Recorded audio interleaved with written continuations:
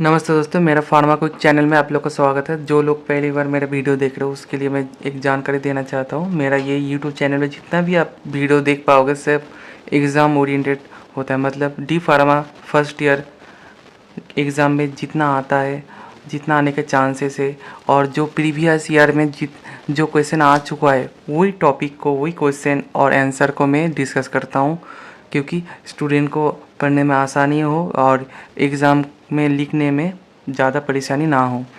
तो इससे पहले मैं 2 चैप्टर पढ़ा चुका हूँ। ये थर्ड चैप्टर फार्मास्यूटिक्स का। तो थर्ड चैप्टर का नाम है फार्मास्यूटिकल एड्स, ठीक है। तो फर्स्ट देखिए इसमें क्या लिखा है, इंट्रोडक्शन। मतलब अगर कुछ चीज़ तुमको ऐसा ही नॉर्मल जानकारी रहना चाहिए। जब भाई में पूछता है तो ऐसा क्वेश्चन डायरेक्ट नहीं पूछता है, कभी कभी आपको पूछेगा ये चीज़ क्या है। मान लो कोई चैप्टर पढ़ रहे हो तो वो चैप्टर का मीनिंग क्या है, ठीक है। तो इसके लिए थोड़ा जानकारी होना बहुत ज़रूरी है। तो चलिए ये देखता हूँ क्या है इसमें। These are inner substance have little or no pharmaceutical effect which essential for preparing pharmaceutical dosage form. Main function is preservation, acidification, alkalization, suspension, stabilization. मतलब ये जो फार्मास्यूटिकल एड्स है ये एक सब्सटेंस होता है जिसमें फार्माकोलॉजिकल इफेक्ट हो भी सकता है और थोड़ा भी हो सकता है, नहीं भी हो सकता है, ठीक है। तो which essential for preparing pharmaceutical dosages, जो फार्मास्यूटिकल जो दवा है वो डोजेज में बहुत ज़रूरी होता है, ठीक है। किस लिए? उसको प्रिजर्वेशन करने के लिए, मतलब वो ख़राब ना हो सके। एसिडिफिकेशन मतलब कहीं पर मान लो एसिडिफिकेशन करना है तो उसके लिए सस्पेंशन, एल्कलाइजेशन, स्टेबलाइजेशन, मतलब उसका जो बोल सकते हो दवा का जो पोटेंसी या उसका जो पावर है वो स्टेबल रहे, मतलब यानी कि वो ऊपर नीचे ना हो, एक बैलेंस में रहे, ठीक है। उसके बाद देखो कुछ की पॉइंट लिखा हूँ। इसमें क्या लिखा है, they must be non toxic, non irritating, must be compatible with all other ingredients, must be stable against environmental factor, they should no interfere with the quality of drug. अच्छा, ये जो क्वेश्चन है ये क्वेश्चन को आपको दे सकता है the ideal property of the pharmaceutical ads, ऐसा भी दे सकता है। हर एक क्वेश्चन पूरा आसान भाषा में दे ऐसा बात नहीं है, कभी कभी क्वेश्चन को घुमा कर भी दे सकता है। तो इसमें क्या लिखा है, मतलब ये जो फार्मास्यूटिकल एड्स होता है ये क्या, इसमें क्या क्या गुण होना चाहिए जिसमें ये खरा उतरे, एकदम 100% उसका काम जो हो वो करे। तो क्या होना चाहिए, नॉन टॉक्सिक होना चाहिए, मतलब इसमें कोई टॉक्सिकल प्रॉपर्टी नहीं होना चाहिए, ठीक है। उसके बाद देखो क्या लिखा है, नॉन इरिटेटिंग, मतलब ऐसा कोई इसमें सब्सटेंस होना नहीं चाहिए जो दवा को लेने के बाद इरिटेट करे या दवा को खराब करे। Must be compatible with the all other ingredients, ठीक है। मतलब यानी कि समझ लो ऐसा कोई सब्सटेंस में होना नहीं चाहिए जैसे कि वो सब्सटेंस वो ड्रग के अंदर दूसरा सब्सटेंस के संघर्ष में या बोल सकते हो रिएक्शन कर सके, ऐसा होना नहीं चाहिए, तब तो दवा खराब हो जाएगा, ठीक है। उसके बाद लिखा है देखो, must be stable against environmental factor, मतलब ऐसा कोई चीज़ उसमें होना नहीं चाहिए जो इन्वायरमेंटल फैक्टर, मान लो ज़्यादा गर्मी में, ज़्यादा मतलब वेदर चेंज में वो ख़राब हो जाए, ठीक है। दे should no interfere with the quality of drug, मतलब जो क्वालिटी ऑफ ड्रग है, मतलब ड्रग का जो पावर है जिसके लिए दवा देना जरूरी है, वो दवा का जो पावर है वो ख़राब ना हो जाए, ये इसके कारण ये ध्यान रखना चाहिए। उसके बाद देखो लिखा है ऑर्गेनोलेप्टिक एजेंट, ठीक है। ये क्या है, These improve taste, flavor, fragrance and color of dosage forms, make the medicine more acceptable and palatable use in pediatric products। अच्छा, ऑर्गेनोप्लेक्टिक एक एजेंट होता है, यानी कि ऐसे सब्सटेंस होता है जो दवा में मिलाना होता है, क्योंकि दवा को थोड़ा बोल सकते हो थोड़ा उसका फ्लेवर अच्छा हो, मतलब लेने में पेशेंट को अच्छा लगे, ठीक है, उसका टेस्ट अच्छा हो। तो ऐसा जो एजेंट ये ज़्यादातर किस में यूज़ किया जाता है, पीडियाट्रिक प्रोडक्ट, मतलब बच्चों का दवा में, ठीक है। उसके बाद देखो यहाँ पर टाइप लिखा हूँ, ये ऑर्गेनोप्लेक्टिव का एजेंट का टाइप कितना है, इसमें 3 टाइप है।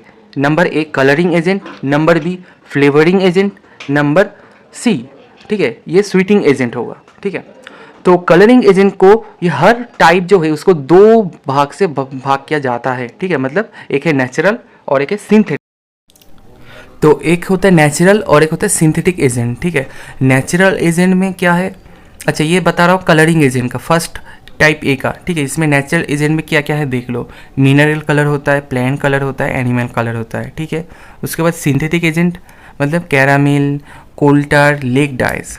अच्छा, सिंथेटिक एजेंट मीन जिसको लैब में मतलब उसको बनाया जाता है। और नेचुरल एजेंट जो है जो आपको नेचुरल में मिल सकता है, मान लो मतलब मिलता है जैसे एनिमल से, पेड़ पौधे से, ये सब, ठीक है। उसके बाद हो गया फ्लेवरिंग एजेंट, ठीक है। फ्लेवरिंग एजेंट में क्या है, एक है natural agent, synthetic agent. Natural agent में क्या है, पेपरमिंट फ्लेवर, कार्डामोन फ्लेवर, ठीक है, ये सब। उसके बाद सिंथेटिक एजेंट में क्या है, मिथाइल सैलिसाइलेट, ठीक है। उसके बाद स्वीटिंग एजेंट, स्वीटिंग एजेंट में दो टाइप है, इसमें भी सेम, एक है नेचुरल और एक है सिंथेटिक।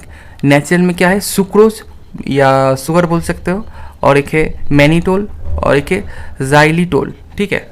उसके बाद देखो सिंथेटिक में क्या है, सैकरिन। अच्छा, इसके बाद जानूंगा ये जो टाइप पढ़ा था उसका बारे में, ठीक है। तो फर्स्ट था कलरिंग एजेंट में।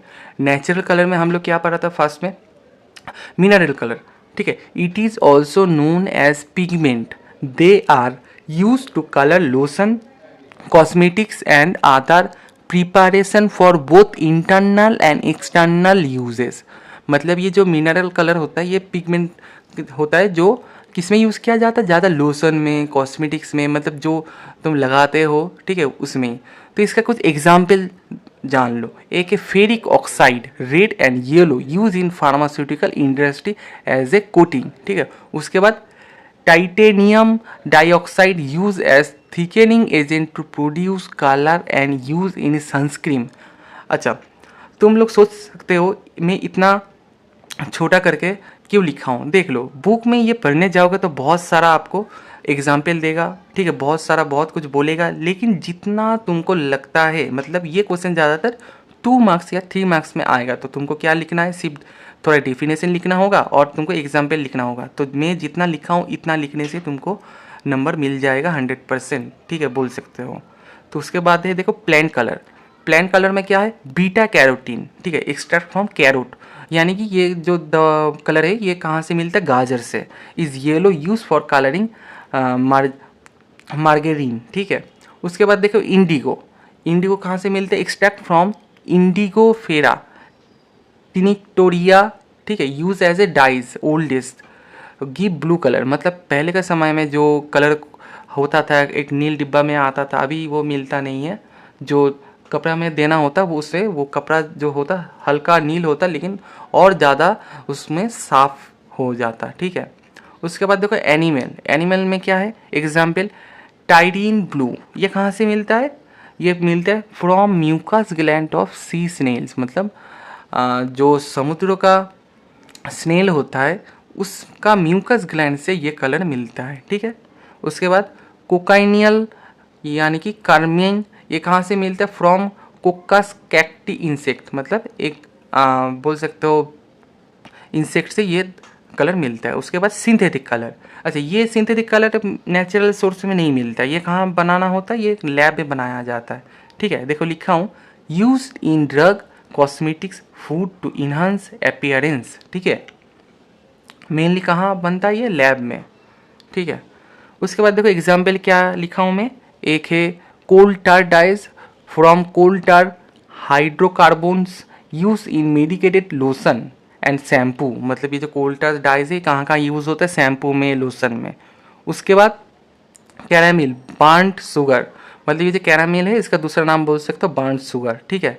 इसको कैसे बनाया जाता है मैं ब्रैकेट में छोटा करके लिखा हूँ। शुगर को 170 डिग्री सेंटीग्रेड में आप हीटिंग करो तो इसमें बोला जाता है बार्न्ड शुगर। किस में यूज़ किया जाता है, use in flavouring dessert candies. Candies मतलब वो जो लॉजेंस होते हैं उसमें ये यूज़ किया जाता है, ठीक है। उसके बाद देखो फ्लेवरिंग एजेंट, ठीक है। फ्लेवरिंग एजेंट में फर्स्ट नेचुरल में एग्जाम्पल में लिखा हूँ peppermint flavour obtained from mentha piperita and contain menthol, ठीक है। मतलब पेपरमिंट से ये मिलता है, ठीक है। इसका मतलब कैसा होता है, इसका टेस्ट और इसका एरोमा क्या क्या है, ये मेन जानकारी तुमको रखना चाहिए जो तुमको पूछेगा भाईवा में, ठीक है। क्या लिखा हूँ देखो, एरोमा कूल रिफ्रेशिंग। मतलब ये क्या करता है, एक रिफ्रेशिंग फीलिंग देता है, ठीक है। उसके बाद हो गया कार्डामोन, ठीक है। कार्डामोन फ्लेवर ये कहाँ से मिलता है, इलेक्टारिया कार्डामोमम, ठीक है। इससे मिलते हैं। इसका एरोमा कैसा है, स्ट्रॉन्ग है, पांजेंट है, टेस्ट स्वीट होता है, वार्म होता है और स्पाइसी विथ लेमन स्मोक। ठीक है, ये जो कार्डामम है ये हर घर में कुकिंग के समय ये यूज़ होता है, हर घर में ये तुमको मिल जाएगा, जिसको इलायची बोलते हो वही चीज़ ये है, सेम ही चीज़ है। उसके बाद देखो नंबर बी, आर्टिफिशियल, यानी कि जो लैब में बनाया जाता है।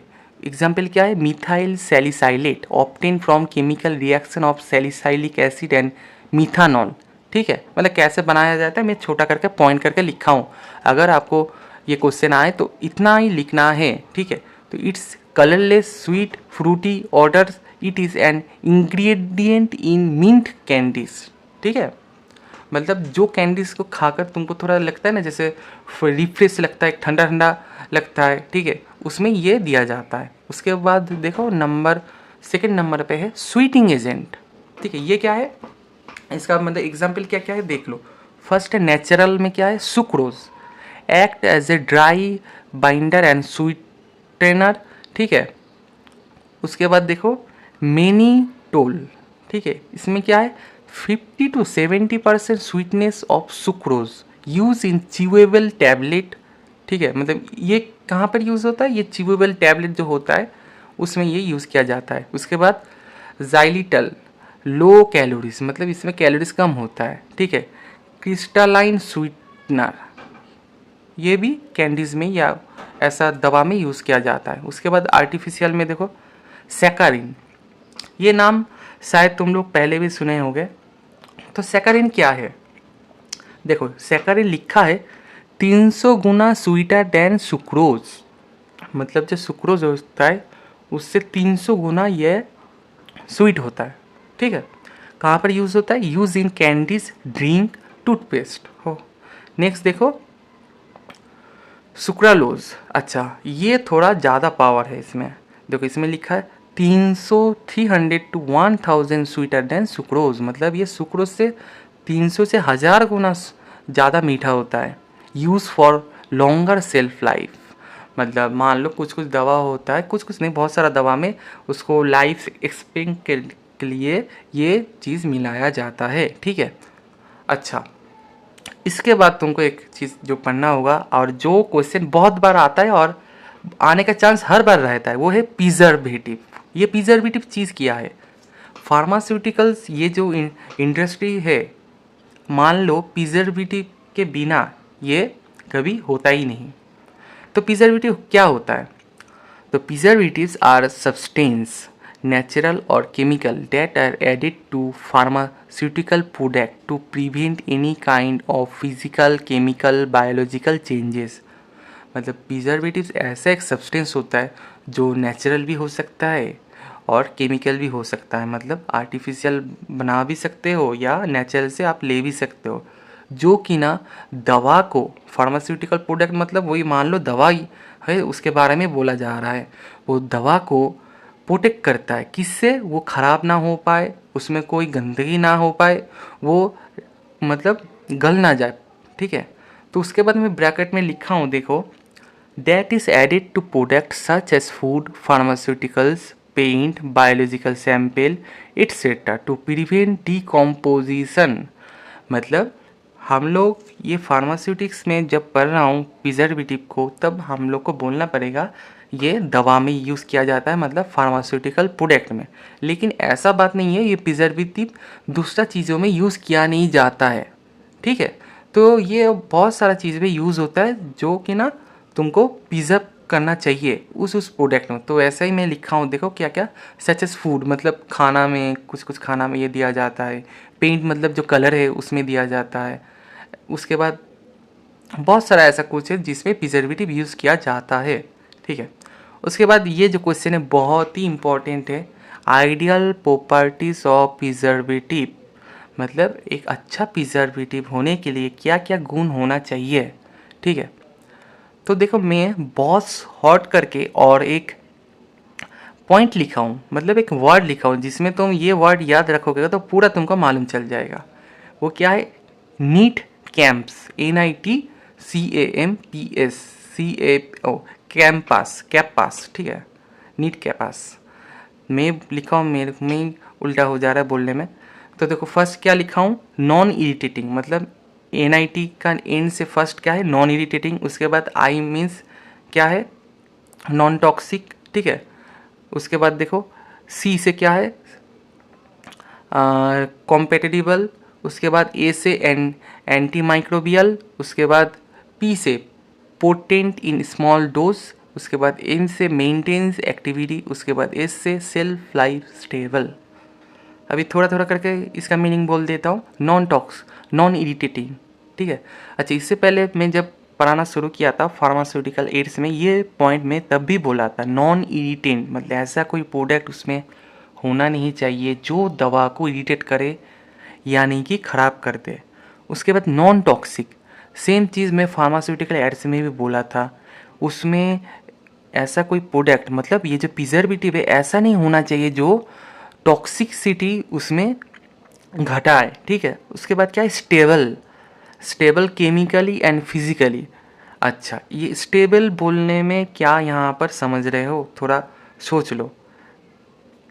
अगर तुमको ये स्टेबल वर्ड कहीं पर भी देखा, एक बात समझ लो, स्टेबल मीन्स उसको स्टेबल होना है, मतलब वो जो प्रोडक्ट या सब्सटेंस है जैसे तुम दे रहे हो वैसे ही होना है उसको, कोई वेदर में, ठीक है, मतलब इन्वायरमेंटल फैक्टर में, या दूसरा कोई केमिकल से, या दूसरा कोई कंपोनेंट से इरिटेट होना नहीं है। मतलब वो जो मिला रहे हो जैसे एज ए प्रिजर्वेटिव जो तुम दे रहे हो, ठीक है, उसको स्टेबल होना चाहिए, मतलब वो जैसे दिए हो वैसे ही होना चाहिए, वो ख़राब ना हो सके। उसके बाद कॉम्पेटिटिबल। उसके बाद एंटी माइक्रोबियल, मतलब उसमें माइक्रो ऑर्गेनिज्म का ग्रोथ नहीं होना चाहिए, ठीक है। पोटेंट स्मॉल डोज, मतलब इसका इसका मीनिंग थोड़ा तुम लोग को जानना जरूरी है। पोटेंट स्मॉल डोज मतलब थोड़ा सा प्रिजर्वेटिव बहुत ज़्यादा असरदार होना चाहिए, ठीक है, ये बहुत महत्वपूर्ण बात है। मान लो तुम कुछ प्रोडक्ट बना रहे हो, उसमें आधा से ज़्यादा प्रिजर्वेटिव मिला दे रहे हो तो दवा का असर तो कम ही हो जाएगा। या दूसरा कोई प्रोडक्ट में तुम प्रिजर्वेटिव आधा ही दे रहे हो, जो प्रोडक्ट है उसका आधा ही प्रिजर्वेटिव हो जाए तो वो प्रोडक्ट का लेने से क्या फ़ायदा, ठीक है। तो इसमें ही बोला जा रहा है पोटेंट इन स्मॉल डोज, मतलब थोड़ा सा डोज से ही वो काम कर सके बहुत ज़्यादा। उसके बाद मेंटेन्स एक्टिविटी, मतलब उसका काम करना चाहिए। सेल्फ लाइफ स्टेबल, मतलब उसका जो ख़राब नहीं होना चाहिए, ठीक है। अच्छा, इसके बाद देखो प्रिजर्वेटिव का क्लासिफिकेशन। अच्छा, ये जो क्लासिफिकेशन है ये तुमको थोड़ा बहुत याद रखना है। इसमें इतना सारा पॉइंट लिखा हो, इतना नहीं, सिर्फ 2 से 3 याद रखोगे तो बहुत है, ठीक है। तो प्रिजर्वेटिव को दोनों टाइप से, मेनली 2 टाइप से ज़्यादा क्लासीफाई किया जाता है। एक है based on mechanism of action और एक है बेस्ड ऑन सोर्स, ठीक है। तो बेस्ड ऑन मैकेनिज्म एक्शन में इसमें 3 टाइप से इसको डिवाइडेड किया जाता है। एक है एंटीऑक्सीडेंट, उसके बाद एंटी माइक्रोबियल एजेंट, उसके बाद चिलेटिंग एजेंट। अच्छा, इसमें तुमको जो जो लिखा नहीं ये थोड़ा तुमको याद करना पड़ेगा, ठीक है, इसमें समझने वाला बात नहीं है, ये तुमको थोड़ा याद करना ही पड़ेगा। तो एंटीऑक्सीडेंट में देखो क्या क्या है, vitamin C, vitamin E, BHA, BHT, propyl. अच्छा, इसमें तुम फर्स्ट तीनों ही याद रखो तो काफ़ी है, विटामिन सी, विटामिन ई और BHA। अच्छा, कभी टाइम मिले तो ये भी तुमको समझा दूंगा, ये एंटीऑक्सीडेंट क्या होता है, ये सब थोड़ा अच्छे से समझा दूंगा। उसके बाद देखो एंटी माइक्रोबियल एजेंट क्या है, बेंजोइक एसिड, पैराबीन, एल्कालाई एसिड, उसके बाद फिनॉल्स। उसके बाद देखो चिलेटिंग एजेंट में क्या है, EDTA, उसके बाद citric acid. Based on source में नेचुरल में है सॉल्ट एंड लेमन, और सिंथेटिक में है बेंजोइट्स, सॉर्बेट्स, उसके बाद प्रोपियोनेट्स, ठीक है। अच्छा, उसके बाद देखो मैं कुछ एग्जाम्पल लिखा हूँ, मतलब तुमको अगर पूछे कुछ नेचुरल एजेंट का नाम बता दो एज ए प्रिजर्वेटिव तो क्या क्या तुमको बोलना चाहिए, ठीक है। फर्स्ट है नेचुरल एजेंट में क्या है, देखो castor oil, rosemary and oregano extract, hope, salt, sugar, vinegar, alcohol, ये सब होता है नेचुरल क्या, प्रिजर्वेटिव। मतलब देखोगे जैसे शुगर, ठीक है, शुगर किस में यूज़ किया जाता है, कैंडीज़ में, ठीक है, बहुत कुछ में शुगर यूज़ किया जाता है। सॉल्ट यूज़ किया जाता है बहुत कुछ को प्रिजर्व रखने के लिए। अल्कोहल, जैसे तुम लोग फार्मास्यूटिक्स में होम्योपैथी के बारे में पढ़ोगे तो होम्योपैथी का दवा भी अल्कोहल में यूज़ होता है, यानी कि वो एज ए प्रिजर्वेटिव यूज़ होता है अल्कोहल। उसके बाद विनीगर, विनीगर तो तुम जानोगे बहुत सारा चीज़ में विनीगर दिया जाता है उसको सेल्फ लाइफ बढ़ाने के लिए, ठीक है। उसके बाद सिंथेटिक एजेंट क्या क्या है, सोडियम सल्फेट, बेंजोइट्स, सोडियम बिसल्फेट, उसके बाद पोटेशियम बिसल्फाइड, ठीक है। ठीक है, तो ये वीडियो में इतना तक ही। नेक्स्ट वीडियो में नंबर 4 चैप्टर का अच्छे से पढ़ाऊँगा, क्योंकि फार्मास्यूटिक्स में सबसे ज़्यादा इम्पोर्टेंट नंबर 4 है, ठीक है। वही चैप्टर तुम अच्छे से पढ़ोगे तो लगभग 40 से 50% मार्क्स वहीं से आ जाता है। Thank you for watching. मेरा वीडियो अच्छा लगे तो सब्सक्राइब करना और शेयर करना। मैं हर एक वीडियो में एग्ज़ाम ओरिएंटेड ही